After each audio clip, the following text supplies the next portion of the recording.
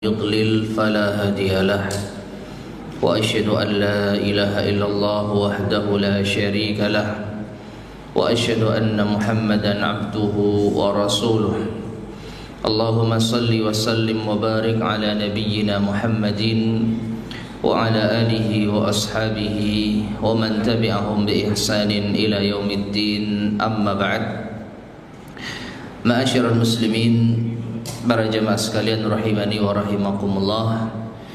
Alhamdulillah kita bisa melanjutkan kembali kajian kita membahas kitab Mukhtasar Jami'il Ulumi wal Hikam.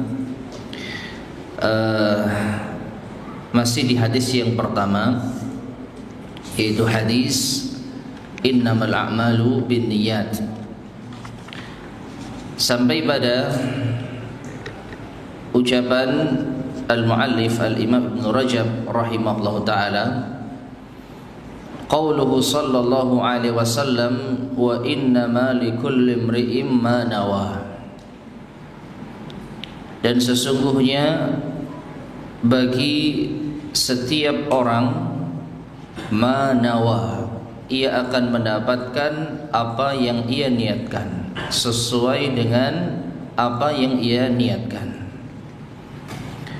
Berkata Imam Ibn Rajab rahimahullah, ikhbarun, ini merupakan pengkabaran, annahu la yahsulu lahu min amalihi illa ma nawahu bih, bahwasanya seseorang tidak akan mendapatkan dari amalannya kecuali sesuai dengan apa yang ia niatkan. Fa inna wa khairan hasala lahu khairun, kalau ia meniatkan kebaikan maka ia akan mendapatkan kebaikan. Wa inna wa syarran hasala lahu syarrun, dan apabila ia meniatkan keburukan maka ia akan mendapatkan keburukan. Penjelasan yang cukup jelas atau bahkan sangat jelas sesuai dengan sabda Nabi sallallahu alaihi wasallam, wa innamal likulli imri'in ma nawa, setiap orang akan mendapatkan sesuai dengan apa yang ia niatkan. Kalau niatnya baik maka ia akan mendapatkan kebaikan, kalau niatnya tidak baik maka ia tidak mendapatkan kebaikan. Ya. Kemudian wan niyatu, dan niat, di dalam catatan kaki terdapat penjelasan an-niyatu mushtaqqatun minan nawa wa mahalluhu jawfus thamarah. Niat itu diambil dari kata an-nawa. Ya, niat diambil dari kata an-nawa. Apa artinya? Biji. Wa mahalluhu, dan tempat biji, jawfus thamarah, itu berada di dalam rongga buah-buahan. Nah, perhatikan ma'asyar muslimin rahimani wa rahimakumullah, asal muasal kata niat, asal muasal kata niat itu diambil dari kata an-nawa yang artinya biji, dan ini memiliki korelasi hubungan dengan makna niat yang kita pahami. Apa itu? Sebagaimana biji letaknya di dalam, yaitu rongga buah-buahan. Biji nggak ada yang di luar kecuali satu, biji mente, ya. Tapi itu kan di luar keumuman, ya. Secara umum biji di dalam, ya, letaknya di paling dalam bagian buah. Jadi apa? Tersembunyi, tidak nampak di luar. Demikian pula dengan niat. Niat itu ada di dalam hati manusia, ya, tidak nampak secara zahir. Jadi dari asal muasal kata ini memiliki hubungan. Niat berasal dari kata an-nawa yang artinya biji, sama-sama apa? Tersembunyi. Bedanya kalau biji tersembunyi di dalam buah, kalau niat tersembunyi di dalam hati manusia. Wan niyatu fi kalamil ulama taqa'u bi ma'nayaini, Dan niat menurut penjelasan para ulama, menurut ucapan-ucapan para ulama, itu taqa'u bima'nayain, terdapat pada dua makna. Jadi niat itu ada dua makna. Ahadihima, yang pertama, bima'na tamyizil ibadati ba'diha an ba'din. Makna niat yang pertama adalah pembeda antara ibadah yang satu dengan yang lain. Tamyizil ibadat, membedakan ibadah-ibadah, ba'diha an ba'din, sebagiannya dengan sebagian yang lain. Katamyizi salatiz zuhri min salatil asri, seperti pembeda antara salat zuhur dengan salat asar. Ya, salat zuhur dengan salat asar memiliki kesamaan dari segi zahir, sama-sama 4 rakaat. Ya, demikian pula di waktu yang mirip-mirip, di siang hari. Yang membedakan apa antara sholat zuhur dan sholat asar selain waktu yang telah ditentukan, yaitu niatnya. Ya, seseorang bisa membedakan ini sholat zuhur ataupun sholat asar dengan niatnya. Wa tamyizi siyami ramadhana min siyami ghairi, demikian pula makna niat yang pertama ini, contohnya membedakan antara puasa Ramadan dengan puasa selainnya, khususnya mengqadha puasa Ramadan. Ada orang di bulan Syawal di hari Senin puasa. Puasa apa? Tergantung niatnya.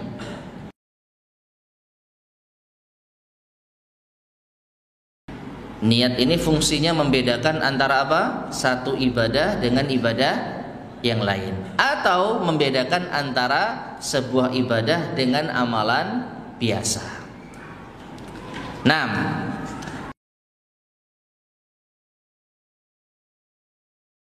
Pembahasan tentang niat lillah itu terkadang atau dijumpai di dalam Al-Quran bukan dengan niat, ya, bukan dengan lafaz niat. Kama amma ma warada fi sunnati wa kalami salafi fakatsirun jiddan. Adapun apa yang terdapat di dalam sunnah, hadis dan kalam salaf, ucapan para salaf, maka banyak sekali. Kama fi sahihain, perhatikan, sebagaimana di dalam Sahih Bukhari Muslim, an Sa'ad ibni Abi Waqqas, dari Sa'ad bin Abi Waqqas, an Nabi sallallahu alaihi wasallam, dari Nabi sallallahu alaihi wasallam qaal, bahwasanya beliau bersabda, innaka lan tunfiqa nafaqatan tabtaghi biha wajhallah. Sesungguhnya tidaklah engkau berinfak dengan sebuah infak untuk mengharap wajah Allah, illa uthibta alaiha, melainkan engkau akan mendapat pahala atasnya.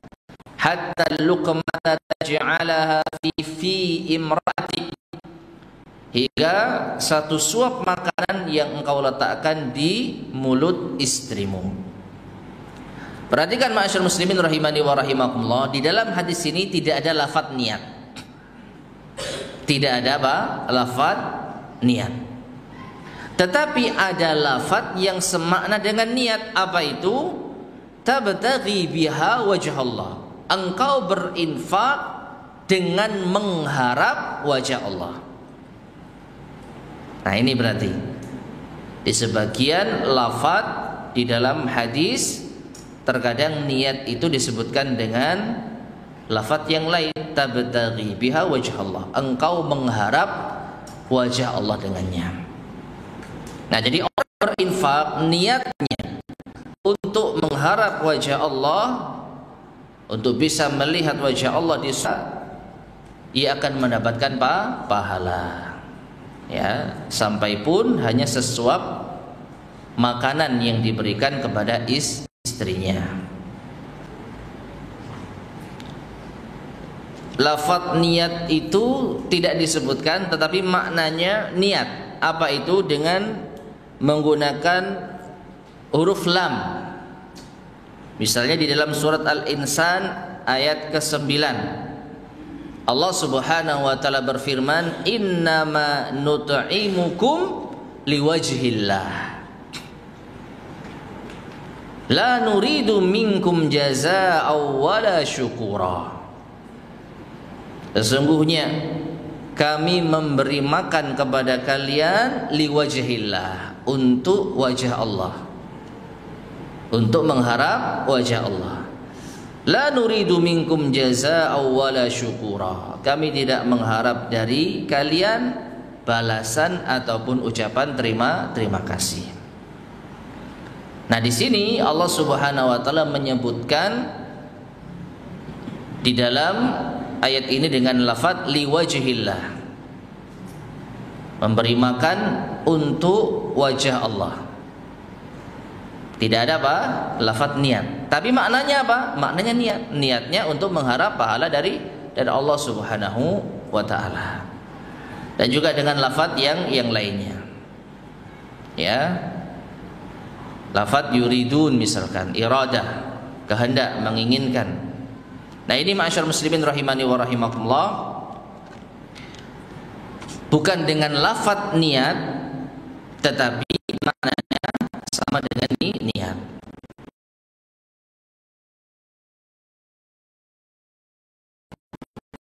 Apakah kita dapat untung dengan dosa saudara kita? Apakah kalau kita bisa betul menebak isi hatinya kita dapat pahala? Tidak dapat untung apa-apa. Dan kalau kita salah di dalam tuduhan, justru kita dapat dosa. Kita menuduh dia riya padahal dia ikhlas, justru kita berdosa karena buruk sangka kepada saudara-saudara kita. Jadi urusan orang lain itu biarkan dia dengan Allah Subhanahu wa taala. Boleh kita memberi nasihat secara umum, hati-hati dengan riya. Tapi kalau kita vonis, oh dia riya dia, oh dia itu bukan ikhlas, maka ini tidak sepatutnya ada di dalam diri kita. Kalau mau koreksi niat kita, jangan koreksi perbuatan orang lain. Taib. Wa qala Ibnul Mubarak, Imam Ibnul Mubarak mengatakan, rubba amalin saghirin tu'azzimuhun niyyah wa rubba amalin kabirin tusaghiruhun niyyah. Dan betapa banyak amalan yang kecil itu menjadi besar dengan niatnya, dan betapa banyak amalan yang besar menjadi kecil dengan niatnya. Taib. Ini makna yang pertama atau kedua? Saya ulangi, betapa banyak amalan yang kecil, yang remeh, yang nampak biasa, tetapi menjadi besar dampaknya dengan niat. Dan sebaliknya, amalan yang besar bisa menjadi kecil dengan niatnya. Masuk makna yang pertama atau kedua? Bisa masuk dua-duanya. Bisa masuk yang pertama dan yang kedua. Khususnya pada potongan pertama, ini masuk yang pertama. Amalan yang biasa. Apa? Ya biasa, orang nyapu masjid, ya, orang membereskan rumah, kemudian tadi apa? Makan. Tapi niatnya apa? Untuk kebaikan, supaya jamaah ini nyaman di masjid, nyapu masjid, makanya ya supaya orang rumah tidak terganggu dengan yaitu bau yang tidak baik di rumah, maka kita buang sampah. Kita makan supaya kita bisa kuat dan bisa menuntut ilmu dengan baik, supaya pas ngaji justru ngantuk ya kalau makan ya. Ya bisa berangkat ke masjid, karena kalau nggak makan lemes, nggak bisa berangkat ke masjid. Itu amalan yang apa? Remeh, kecil, tetapi dengan niat itu menjadi besar, dapat pahala. Adapun yang kedua, ini bisa masuk pada makna yang kedua, rubba amalin kabir. dan betapa banyak amalan yang besar menjadi kecil karena niatnya. Ya, amalan besar apa? Ya banyak. Orang sedekah bukan jutaan, ratusan juta misalkan. Ini amalan besar, tapi ternyata riya, maka menjadi kecil, bahkan tidak mendapatkan pahala sedikit pun. Waliyadzubillah. Nah ini jadi bisa masuk pada makna yang pertama dan yang kedua. Kemudian waqala Al-Fudail ibnu Iyad berkata fi qaulihi ta'ala, tentang firman Allah Ta'ala di dalam surat Al-Mulk ayat yang kedua, liyabluwakum ayyukum ahsanu amala, yaitu Allah menguji kalian siapa di antara kalian yang paling ahsan amalannya, yang paling baik amalannya. Qala Al-Fudail ibnu Iyad berkata, yang dimaksud dengan ahsanu amala adalah akhlasuhu wa aswabuhu, yang paling ikhlas dan yang paling sawab. Sawab ya, bahasa Arab ini. Yang paling ikhlas dan yang paling sawab, atau kita artikan yang paling benar. Jadi sebenarnya ahsan itu maknanya yang paling benar sudah. Tetapi di sini Al-Fudail ibnu Iyad tidak hanya memaknai yang paling benar dari segi perbuatan, tapi juga harus benar dari segi niat. Makanya beliau mengatakan akhlasuhu wa aswabuhu. Ahsanu amala yang dimaksud adalah yang paling ikhlas dan yang paling benar tata caranya. Sudah masuk waktu Isya? Ya, azan dulu. Tafadhal.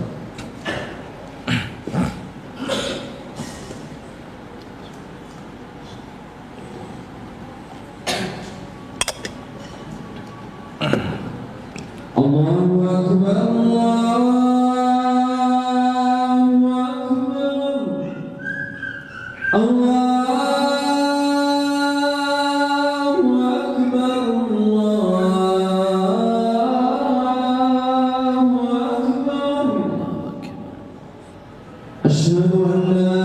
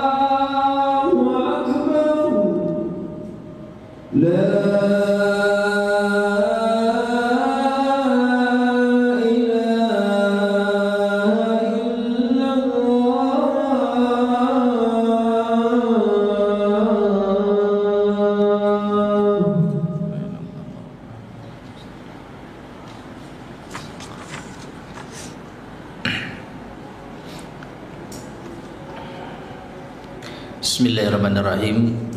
Ma'asyar muslimin rahimani wa rahimakumullah. Kita lanjutkan. Al-Fudail Ibn Iyad mengatakan, innal amala idza kana khalisan wa lam yakun sawaban lam yuqbal. Sesungguhnya amalan apabila ia ikhlas tapi tidak shawab, tidak benar, maka tidak diterima. Wa idza kana shawaban wa lam yakun khalisan lam yuqbal. Dan apabila amalan itu benar tetapi tidak ikhlas, maka tidak diterima.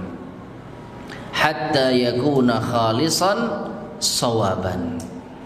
Amalan itu diterima hingga ia ikhlas dan benar.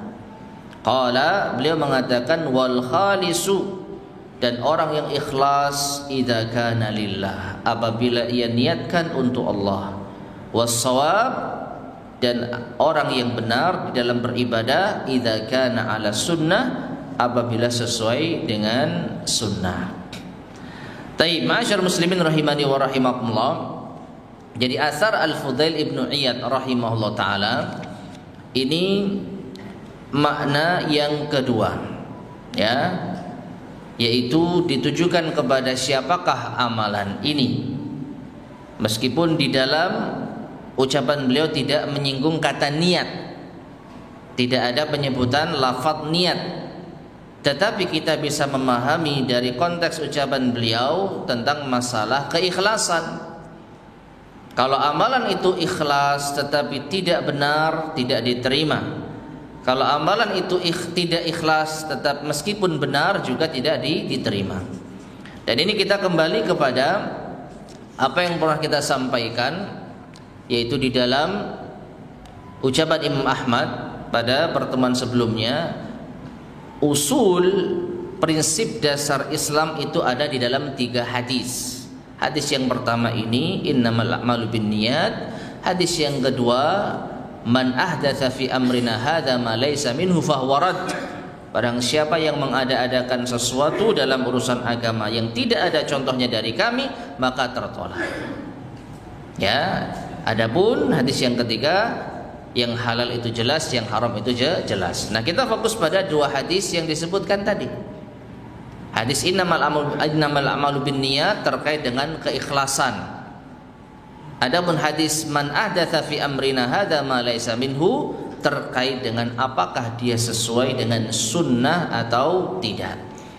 Nah, jadi tafsir dari Al-Fudail Ibn Iyad, ahsanu amala, Allah menguji kalian siapa di antara kalian yang paling ahsan amalannya, yaitu yang paling ikhlas dan yang paling sesuai dengan sunnah.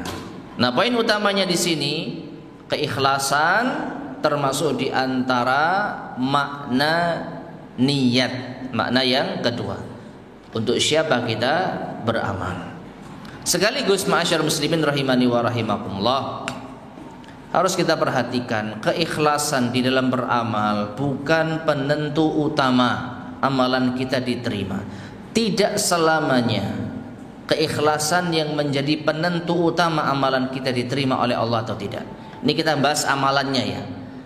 Kita tidak membahas tentang niatnya. Kalau niat yang ikhlas, insya Allah orang akan mendapatkan pahala dari niatnya. Tetapi apakah amalannya berpahala?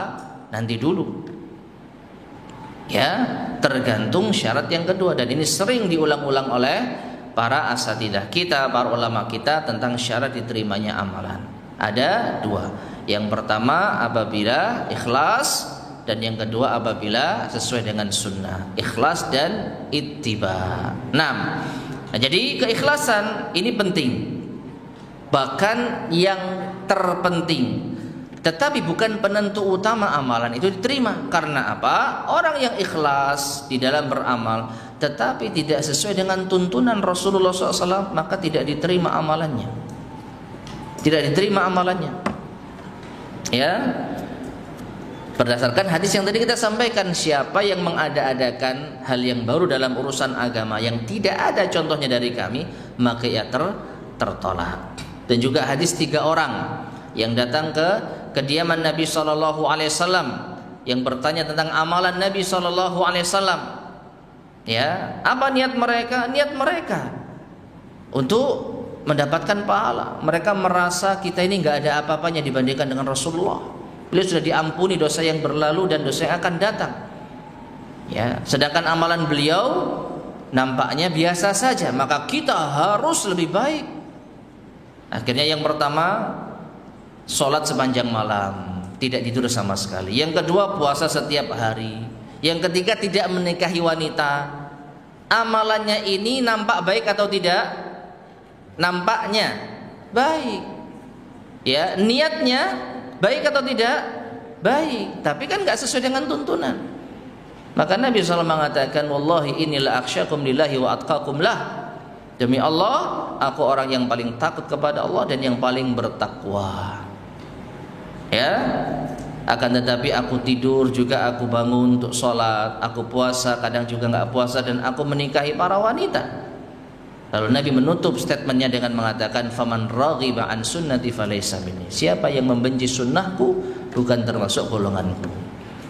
Jadi niat yang baik saja tidak cukup untuk mendapatkan pahala. Harus kita gandengkan dengan ittiba, sesuai dengan sunnah Nabi yang mulia sallallahu alaihi wasallam. Wallahu taala alam bisawab. Baik, ma'asyar muslimin rahimani wa rahimakumullah. Kita cukupkan kajian kita di malam hari ini. Insyaallah akan kita lanjutkan pada kesempatan berikutnya biidznillah subhanahu wa taala. Sebelum kita akhiri, barangkali ada yang disampaikan. Fadhal, silakan.